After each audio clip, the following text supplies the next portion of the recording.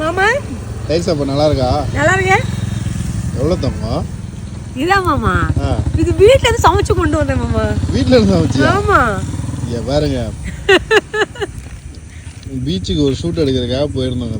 போயிட்டு வர்ற வரல ஜஸ்வி பசிக்குதுன்னு பாவம் கேட்டு அவ தூக்கமே வந்திருக்கும்.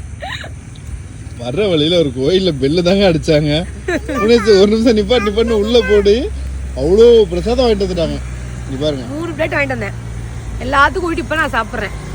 நிஜமா எங்கேயாவது ரோட்டு கடையில் வந்து அதுன்னு வாங்கி சாப்பிட்டோம், இல்லை பெரிய பெரிய கடைகள்லேயும் வாங்கி சாப்பிட்டா கூட ஹெல்த்தியாக இருக்காது. பட் கோயில் பிரசாதம் சாமிக்கு அன்ன குத்து யாராவது எனக்கு கலாய்ச்சிங்கன்னா.